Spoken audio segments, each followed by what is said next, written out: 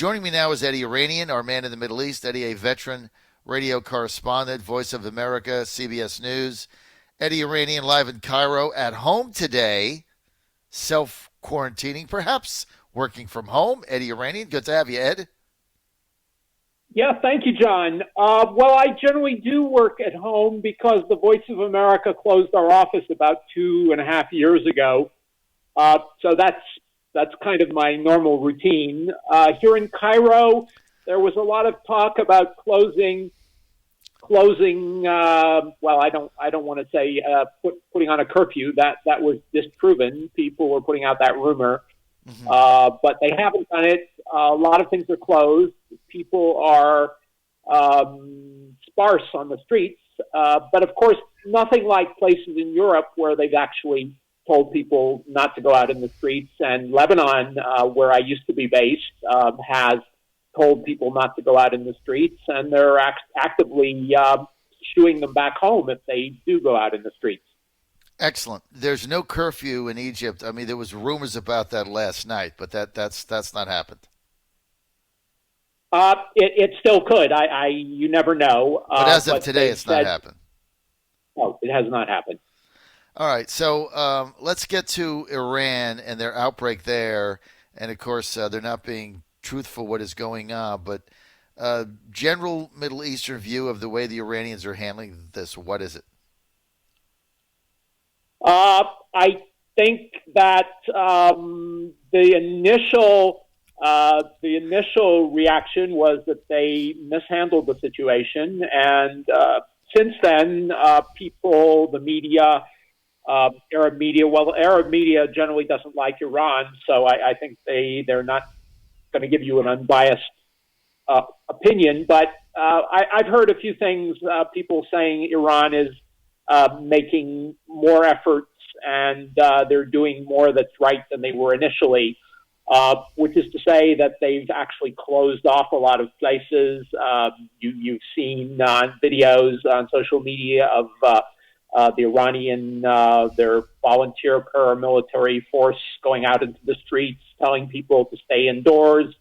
But the president has actually ironically said that they're not going to cancel their New Year's, Nowruz festivals. I don't know whether that's just to make people happy. I'm sure they're not going to have anything like what they usually have. But once again, it's difficult to determine what's actually happening from what the leaders are saying, because sometimes they're saying one thing and they're doing something totally different. So when is that in Egypt, that event that you mentioned, that big event? When is that? Give us a time frame of that, Eddie. Nowruz. Well, we don't celebrate Nowruz here in Egypt. The Kurds celebrate Nowruz. The Iranians, people in Afghanistan, they also celebrate it. And I'm not sure what other places in when that vicinity. I believe about 7 to 10 days from now. I can't give you the exact date, but I believe that's about where it is at this point. Last time I looked, it was about 2 weeks out, but that's a few days ago. So, and I think, of course, they have to prepare for it. It's a big deal in terms of foods and kind of like our New Year's when we celebrate. What is general Arab media saying about this virus? How widespread is it now through the Arab nations? Because a lot of, one of the things that the doctors were saying early on is, well, when the summer comes, it's going to go away because the heat, tends to kill all viruses. But it's pretty hot where you guys are right now, right? There's never a winter there. So give us that perspective.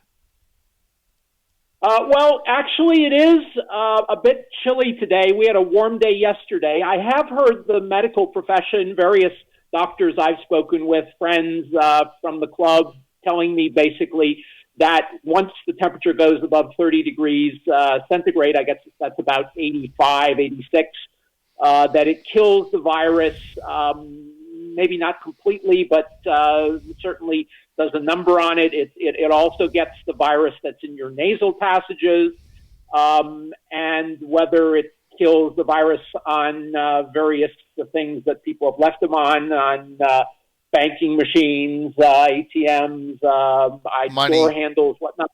Money. But money, money. That's also something that has people worried. But I think the general consensus here, since they actually did have an outbreak of a similar virus in 2003, is that once the summer came, which should be maybe about 10 days from now, because we're having an extra week of sort of cold weather for Cairo. That is a high of 70 degrees, not 80.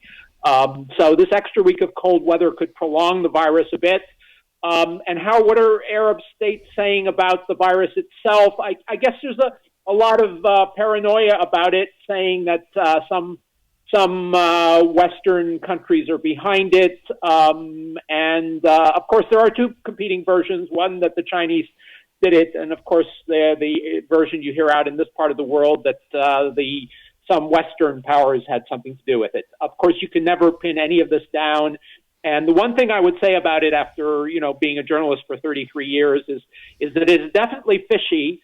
I have heard reports that an Indian lab had discovered the AIDS virus inside the DNA strands. I've never been able to confirm that, but once again, as I said, the whole thing qualifies as fishy.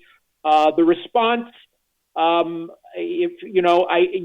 was hearing about this on various media outlets here in the Middle East way back in January. Of course, you could say, well, they covered China very well, and so they made a big story out of it because they saw a big story coming. But at the same time, it was a mere blip on the radar screen of most media outlets. So you have to ask yourself why they suddenly started playing it up. And they're overplaying their hand now, I think, in many, many cases, because the actual casualty figures in most Arab countries are very low. I was just listening. Jordan is going to a great deal of, effort to quarantine people and shut things down, and that, and they apparently had only, from what they were saying on the Arab media, 15 cases of it, which is not a lot. And they're right next to Iraq, which has more than that. I think 130 was the last thing I saw.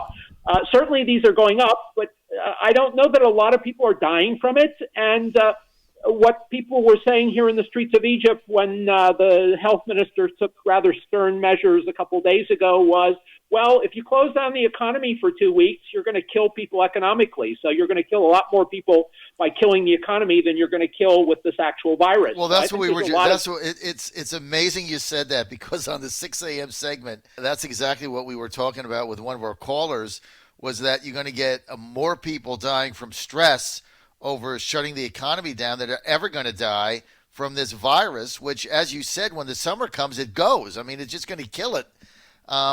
I know how hot it can get there. I remember going to Doha once in August, and I can never convert the Celsius to the U.S. temperature, the Fahrenheit, but the Fahrenheit was like 120. I mean, it's pretty hot in August where you guys are, or July, whenever I was there. It was over the summer. It was like I had to go there for something. It was unbelievably hot.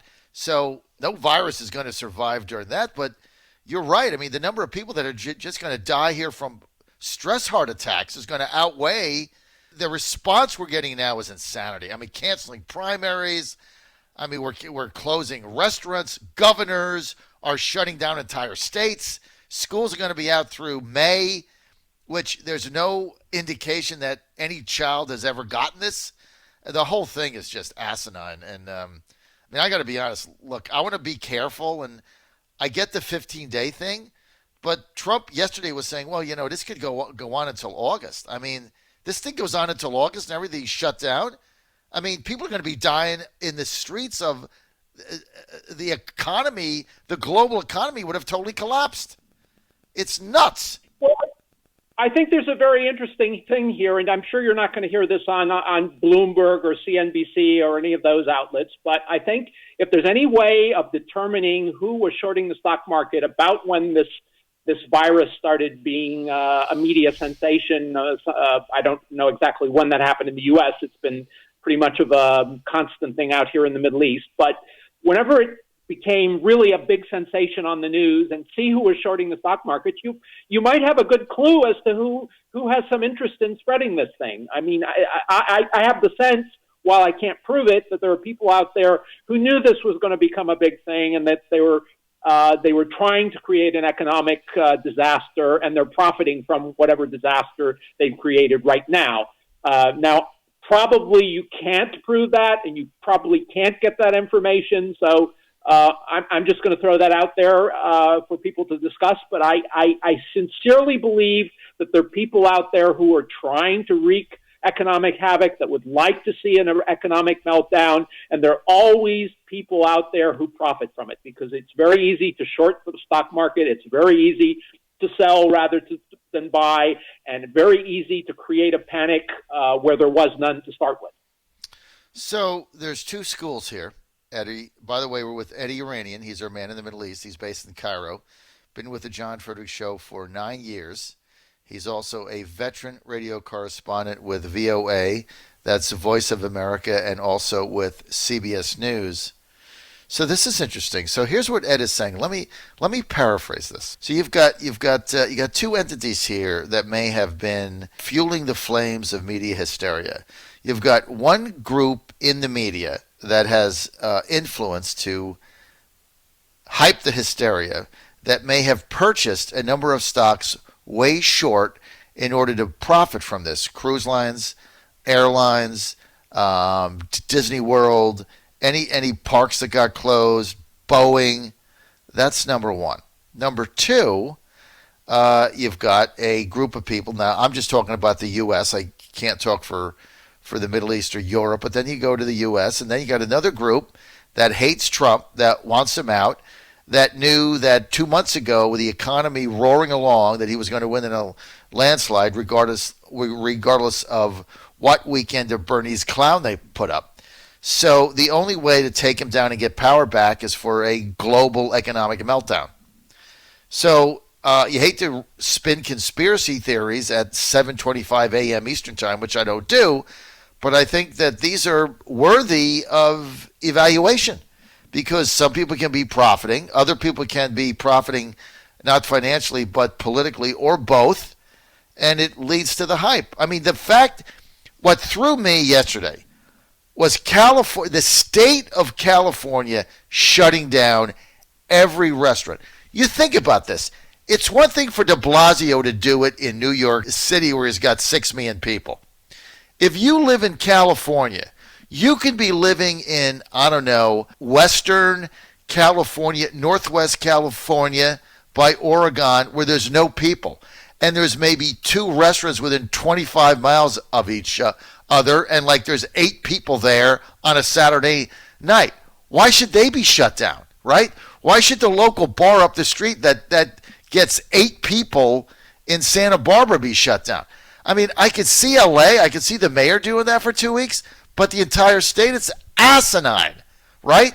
Global economic recession, end of Trump might be the theory. No masses in the Catholic Church. Eddie, I remember they had masses in the Catholic Church during the Black Plague when 100 million people died or something. It's crazy. I think what you're saying has to be legitimately part of the conversation. I think so too, and you know, you mentioned the phrase conspiracy theory, and as a journalist, my trade, your trade, our trade is job is to ask questions, and when you suddenly throw out that term conspiracy theory, what you're doing basically is getting people to stop thinking and to stop asking questions. Now, I could be wrong. I didn't even say I knew that for sure, but I thought that questions need to be asked. People need to pursue this. And when you see the fake news people not asking these questions, avoiding the topic, and using the term conspiracy theory, that makes me doubly suspicious. Let me read you a couple of texts here. Eric in Richmond says, John, Eddie Yeranian is absolutely right. There's absolutely money being made right now, as he says. Short selling and put options are alive and well. Let's see. I've got, so you're getting some response here. Russ in Providence, Fort Virginia, says there are approximately 225,000 lawyers in California. would Gavin Newsom, that's the governor, be acting this way if there were no lawyers there? The answer is no, right? Because they're all afraid of litigation, I guess is some of it. But, I've got a lot more that I can't read. But look, Ed, this is all open now for discussion. But what happens is if you try to go here, everybody immediately says it's a conspiracy theory. And I don't do those on my show. Everybody knows that. I don't engage in them.